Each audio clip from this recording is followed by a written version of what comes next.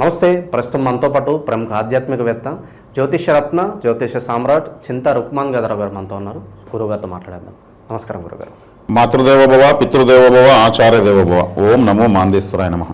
గురుగారు, విశేషంగా నవంబర్ మాసం కుంభరాశి వారికి ఎటువంటి అదృష్టాన్ని తీసుకురాబోతుంది? ఓవరాల్గా ఈ మాసం అంతా ఎటువంటి జాగ్రత్తలు పరిహారాలు తీసుకుంటే మంచి ఫలితాలు వేలుకుంటాయి అంటారు?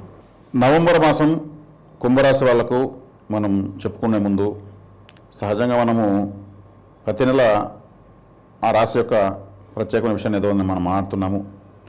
ఈ కుంభరాశి అంటే వాయుతత్వ రాశి. వాయుతత్వం అంటే వాయువు అంటే గాలే కదా, ఆక్సిజన్.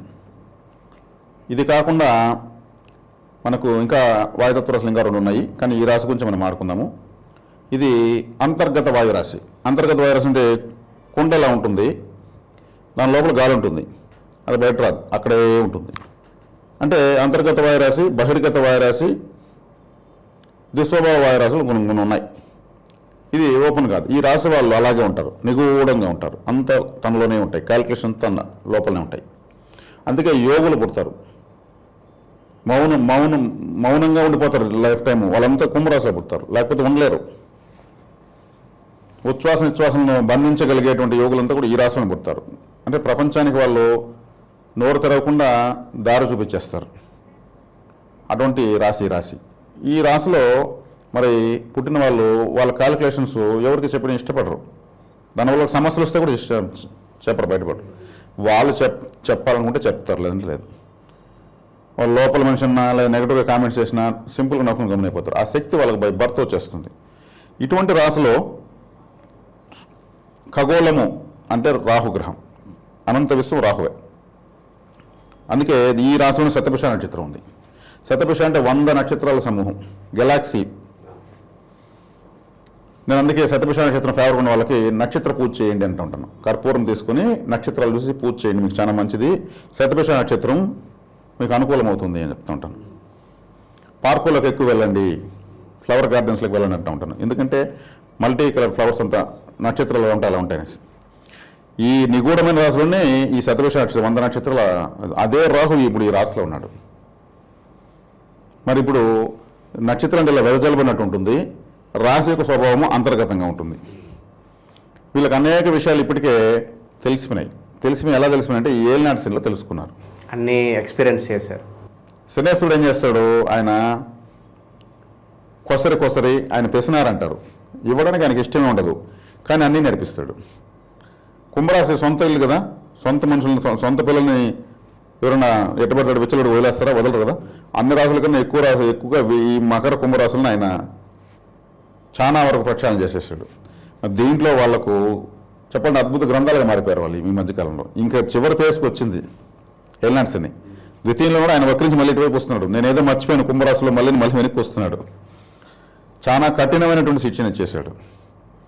ఇప్పుడు కుంభరాశి వాళ్ళకు ఇంకా గోల్డెన్ టైం స్టార్ట్ కాబోతుంది.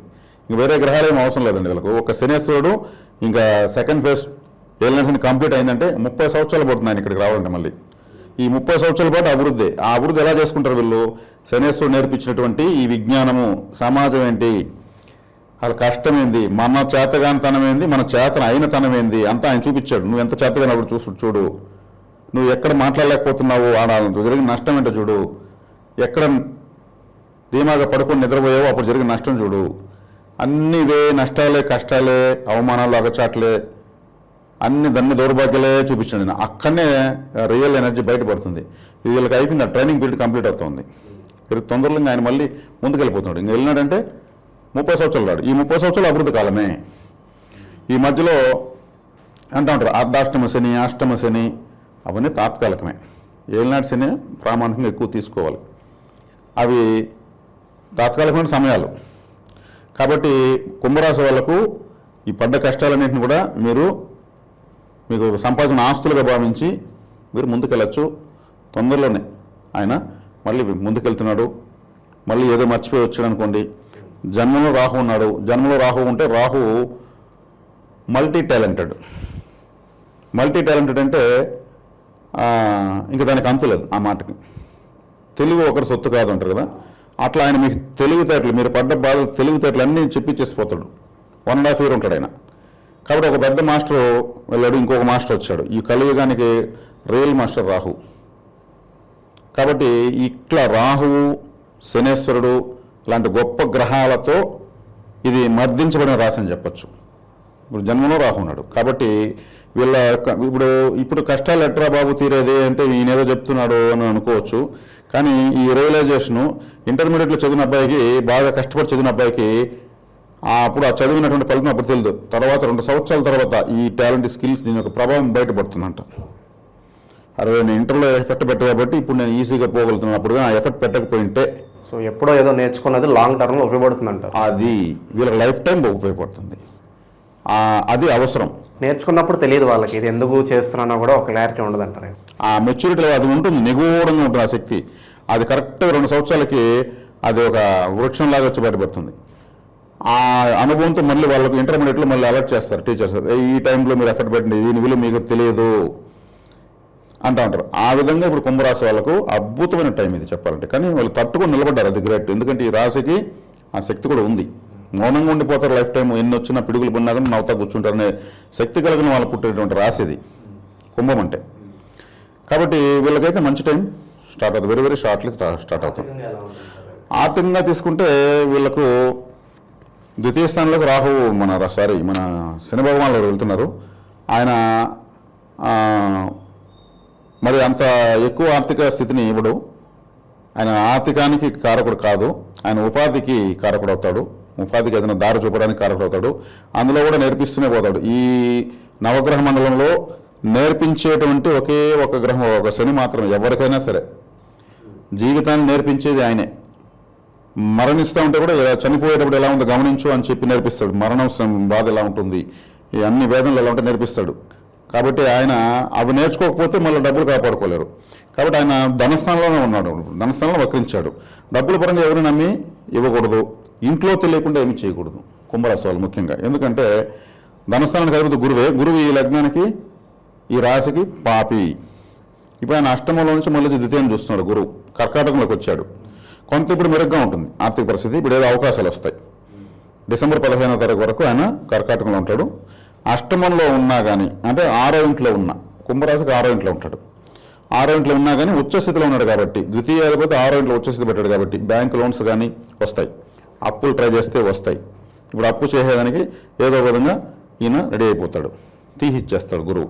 లేదంటే అప్పు ఇవ్వకపోతే ఇంట్లో కూడబట్టిన అన్నదమ్ములు ఎవరైనా మనీ సపోర్ట్ చేసేదైనా పెట్టిస్తారు.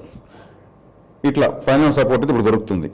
ధనకారకుడు ధనస్థానం చూస్తున్నాడు కాబట్టి ఇది వీళ్ళకు. అదేవిధంగా 10వ ఇంట్లోకి కుజుడు వస్తున్నాడు. కుజుడు 10వ ఇంట్లోకి ఈ రాశికి రాకూడదు, వచ్చి మళ్ళీ రాశిని చూస్తాడు. అందులో రాహువుని చూస్తాడు. రాహువు కుజుడు యొక్క సంయోగము, చూపు లేదా కేంద్ర స్థితి చూస్తే అంటే 1, 4, 1, 7, 1, 10 లేదా 7, 10 ఇట్లా కేంద్రాల్లో ఉంటే ఒక విస్ఫోటనం లాంటి ఒక రిజల్ట్ వస్తుంది. ఏదైనా ఉంటాయి కదా బ్లాస్టింగ్స్, సడన్గా జరిగే ఆకస్మికమైనటువంటి ప్రమాదాలు, ఇవన్నిటికీ రాహు కుజులే కారకులు అవుతారు. కాబట్టి మీరు ఇక్కడ వచ్చేకాడికి శుభగ్రహం అనేది ఈ రాశిని చూడడం లేదు. ఈ శని వక్రించాడు, కేర్ఫుల్గా ఉండాలి. అంటే కేర్ఫుల్గా ఉండాలంటే ఏమి, కుజుడు వృశ్చిక రాశి ఉన్నాడు. వృశ్చిక రాశి రహస్యానికి కారణమవుతుంది. సీక్రెట్ అంటే వృశ్చికమే. అందులోకి కుజుడు వచ్చి రాశిని చూస్తాడు. కాబట్టి మీకు అనుకూలమైన వాళ్ళు ఏదో మీకేదో బాణం ఎక్కిపెట్టారని అర్థం. దుర్గాదేవి ఆరాధన చేయాలి. దుర్గాదేవి ఆరాధన చెల్లి జన్మంలో రాహు ఉన్నాడు. రాహు గారి ఇష్టం లేదు దుర్గాదేవి, దుర్గతను దూరం చేస్తుంది. కాబట్టి దుర్గాదేవి విజయవాడ మేము ఇప్పుడు పోయేదని నేను అనుకోని అవసరం లేదు. మీ గ్రామదేవత దుర్గాదేవి, గ్రామదేవత సాక్షాత్ దుర్గాదేవి, ఇది ఎటువంటి సందేహం లేదు. గ్రామదేవతలు దుర్గాదేవి శక్తితోనే ఉంటారు. కాబట్టి కాపలా దేవత అని అర్థం. కాబట్టి మీ గ్రామదేవతని మీరు చక్కగా ప్రార్థించండి, నమ్మండి. బాధపడితే దేవుడు సహాయం చేయడు, ఇది ఒకటి తెలుసుకోవాలి.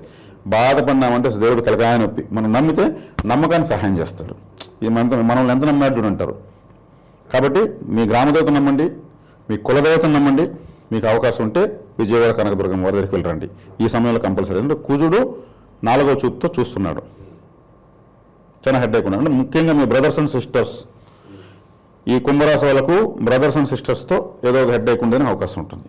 అంటే కూడా పుట్టిన వాళ్ళు నేను ఒకటే పుట్టానంటే మీ చిన్నాన్న పెద్దన్న పిల్లలు కావచ్చు, మీ వరుసకు మీ పిన్నమ్మ పెద్దమ్మ పిల్లలు కావచ్చు, ఏదైనా డిస్టర్బెన్సెస్ వస్తాయి, డిస్ప్యూట్స్ వస్తాయి.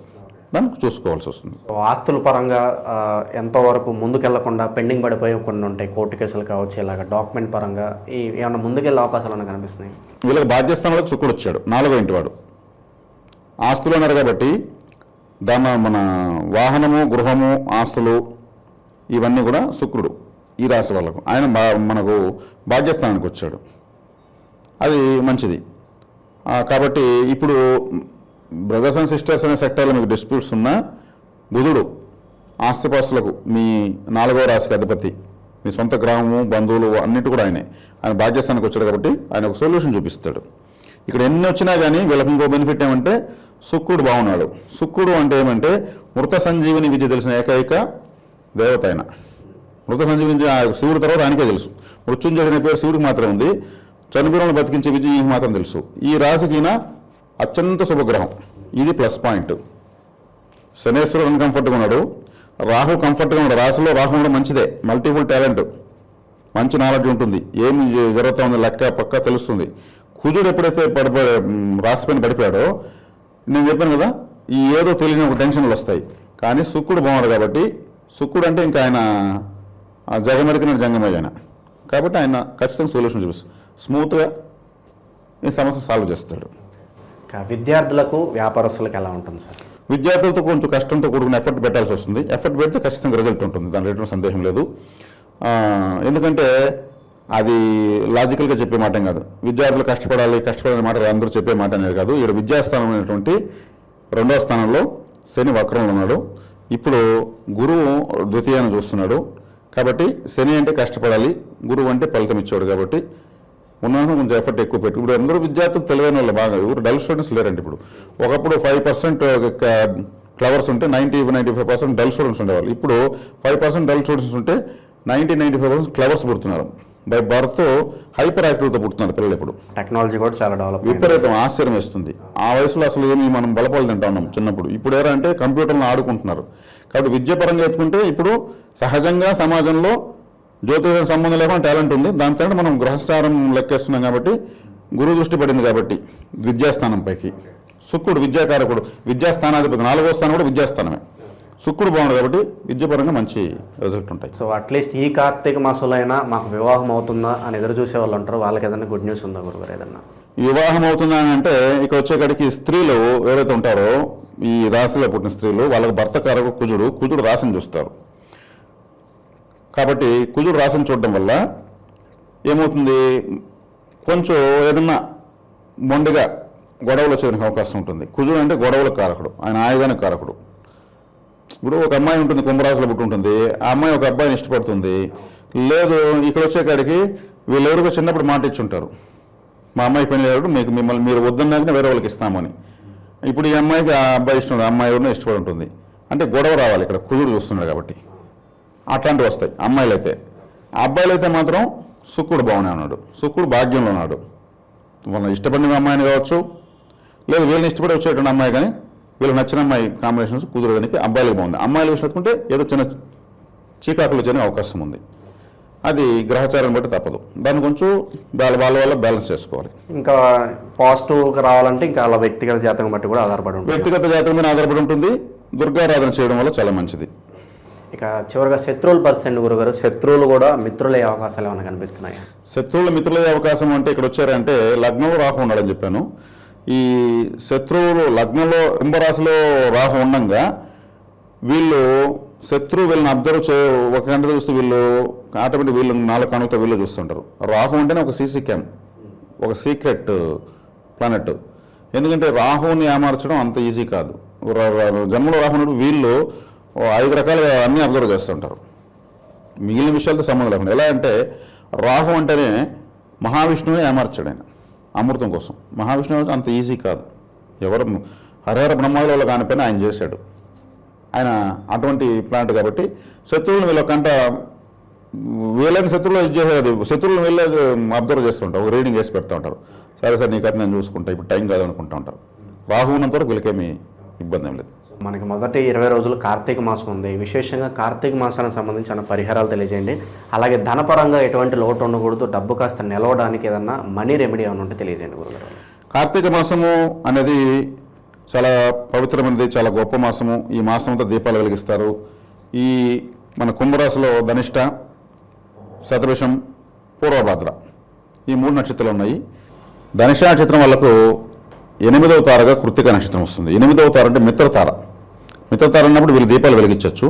ఈ కార్తీక మాసం అయ్యే వరకు చాలా మంచిది. వీళ్ళ జీవితంలో వెలుగులు వస్తాయి. ఇప్పుడున్నటువంటి క్లిష్ట పరిస్థితుల్లో ఈ కార్తీక మాసం ఉపయోగించుకుంటే ఎన్నో గ్రహ దోషాలు కూడా తొలగుతాయి. దాని ఎటువంటి డౌట్ ఏం లేదు. ఎందుకంటే దేవతలు జ్యోతి స్వరూపులు. ఆ జ్యోతులను ఎక్కువ వెలిగించడం వల్ల వీళ్ళకు గ్రహశాంతులు, దైవానుగ్రహం కలుగుతుంది. తర్వాత శతభిష నక్షత్రం. శతభిష నక్షత్రానికి 7వ తారగా వస్తుంది కృత్తిక నక్షత్రం. 7వ తారగా వచ్చినప్పుడు ఏమవుతుంది? అది 9వ తార. వీళ్ళు దీపాలు వెలిగించకూడదు. మరి ప్రమిదలు, చిన్న చిన్న ప్రమిదలు డొనేట్ చేయొచ్చు టెంపుల్స్ కాడ. ఆ వత్తులు డొనేట్ చేయొచ్చు. ఇంకా వీళ్ళు ఇవ్వగలిగితే ఆయిల్ ఇవ్వచ్చు. ఇందులో ఏదో ఒకటి ఇవ్వచ్చు, అన్ని కలిపి ఇవ్వచ్చు. ఇంకా ఆయిల్ తీసుకెళ్ళి ఆలయంలో ఉన్న అఖండ దీపాల్లో పోయొచ్చు. వీళ్ళు వెలిగించకూడదు. ఎందుకు? కృత్తికా నక్షత్రము జ్యోతి అనేది వీళ్ళకు వ్యతిరేకం ఉంది కాబట్టి వీళ్ళు ఆ జ్యోతులు వెళ్ళడానికి కాబట్టి ఇంకొక రకంగా సేవ చేయొచ్చు, జ్యోతి సేవ అని చెప్పచ్చు. అదేవిధంగా వీళ్ళకు పూర్వభాద్ర నక్షత్రం. పూర్వభాద్ర నక్షత్రానికి పూర్వభాద్ర, ఉత్తరాభాద్ర, రేవతి, అశ్విని, భరణి, కృత్తిక 6వ తార. 6వ తార అంటే సాధన తార. వీళ్ళు దీపాలు వెలిగించవచ్చు.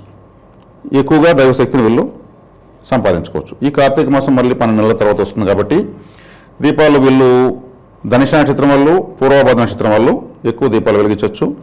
శతభిషం వాళ్ళు ఆ సేవ చేయొచ్చు. అదేవిధంగా మీరు ఆర్థికంగా ఎలా ఉంటుంది అని అడిగారు. ఇప్పుడు ఆర్థికంగా అంటే మనము ప్రతి నెల వీళ్ళకి ఏదో ప్రతి రాశికి ఒక పరిహారం, ఒక ప్రత్యేకమైన విషయాన్ని జ్యోతిష్ శాస్త్రం చెప్తున్నాము. ఇది నా వ్యక్తిగత పరిశోధన. చేసుకోగలిగిన వాళ్ళు చేసుకోవచ్చు. ధనిష్ట నక్షత్రం. ధనిష్ట నక్షత్రం వాళ్ళకు సంపత్తార, శతభిషం. ఈ శతభిష నక్షత్రం సంపత్తార, డబ్బునిస్తుంది. ఈ శతభిష నక్షత్రం ఉన్న రోజు వీళ్ళు హెచ్డిఎఫ్సి బ్యాంకులో అకౌంట్ ఓపెన్ చేసుకోవచ్చు. ఈ హెచ్డిఎఫ్సి బ్యాంకులో చంద్రుడు, రాహు ఇద్దరు ఉంటారు. చంద్ర రాహువుల ప్రభావం ఎక్కువ ఉంటుంది. చంద్రుడు ప్రపంచంలో కనిపిస్తాడు. రాహు అంటే ఖగోళము అని చెప్పాను నేను. ఖగోళం అంటే ఖగోళ విజ్ఞానం అంతా అని కూడా చెప్పాను. కాబట్టి చంద్రరాహుల యొక్క ప్రభావము హెచ్డిఎఫ్సి బ్యాంకు వెనక ఉన్నట్టు నా పరిస్థితులు నేను తెలుసుకున్న విషయం. వీళ్ళు శతభిష నక్షత్రం రోజు హెచ్డిఎఫ్సి బ్యాంకులో ఓపెన్ చేసుకోవచ్చు. అదేవిధంగా శతభిషం వాళ్ళకి సంపత్తార పూర్వభాద్ర నక్షత్రం. పూర్వభాద్ర నక్షత్రం అంటే గురువుకు సంబంధించిన నక్షత్రం. గురువుకు సంబంధించిన నక్షత్రం అన్నప్పుడు వీళ్ళు ఈ శతభిషం వాళ్ళు కరూర్ వైశ్య బ్యాంకులో పూర్వభాద్ర నక్షత్రం రోజు అకౌంట్ ఓపెన్ చేసుకోవచ్చు. ఇంతకుముందు ఐఎన్జీ వైశ్య ఒకటి ఉంది, అది ఇప్పుడు వేరే బ్యాంకులో మెర్జ్ అయిపోయింది. ING Vysya bank, bank of Baroda, Lakshmi Vilas bank 3 merge అని అనుకుంటాను. అది కరెక్ట్ అయితే వాళ్ళు మన బ్యాంక్ ఆఫ్ బరోడా కూడా అకౌంట్ ఓపెన్ చేసుకోవచ్చు. ఎందుకంటే ఐఎన్జీ వైశ్య అనేటువంటిది అందులో కలిసింది కాబట్టి. తర్వాత లేదంటే వీళ్ళు కరూర్ వైశ్య బెటర్, అందులో ఎల్లో కలరు, గ్రీన్ కలర్ ఉంటుంది, తీసుకోవచ్చు. అదేవిధంగా ఇక పూర్వభాద్ర వాళ్ళకు సంపత్తార ఉత్తరాభాద్ర నక్షత్రం అంటే శనేశ్వరుడిది. శనేశ్వరుడికి మన స్టేట్ బ్యాంక్ ఆఫ్ ఇండియా ఉత్తరాభాద్ర నక్షత్రం రోజు చేసుకోవచ్చు. ఇప్పుడు స్టేట్ బ్యాంక్ ఆఫ్ ఇండియా అంటే state bank of India union బ్యాంకులో చేసుకోవచ్చు. యూనియన్ అంటే అందరూ, అది ప్రభుత్వ బ్యాంకు, 2 ప్రభుత్వ బ్యాంకులే. బడుగు బలహీన వర్గాల వాళ్ళకు, సామాన్యులకు అని అర్థం. అందుకే యూనియన్ అనేటువంటి మీనింగ్ దానికి వచ్చింది. కలయిక అని అర్థం వచ్చింది. కాబట్టి వీళ్ళు ఈ విధంగా బ్యాంకుల్లో వీళ్ళు ఓపెన్ చేసుకోవచ్చు. ట్రాన్సాక్షన్స్ బాగుంటాయి. ఆల్రెడీ మాకు ఆ బ్యాంకుల్లో ఉన్నాయండి అంటే ఆ నక్షత్రం రోజు ఏదో ఒక ట్రాన్సాక్షన్ కంపల్సరీ చేసుకోవడం, ఆ బ్యాంకులో వెళ్ళి కొంచెం కూర్చొని రావడంతో కూడా యాక్టివేట్ అవుతుంది, ఫైనాన్స్ యాక్టివేట్ అవుతుంది. ఇది వీళ్ళు చేసుకోవడం పరిహారం. ఓవరాల్గా కుంభరాశి వాళ్ళ పరిస్థితి ఈ మాసం ఏ విధంగా ఉంటుంది, ఆర్థికంగా బలపడడానికి కూడా మంచి పరిహారాలు తెలియజేశారు. ధన్యవాదాలు సార్. ధన్యవాదాలు.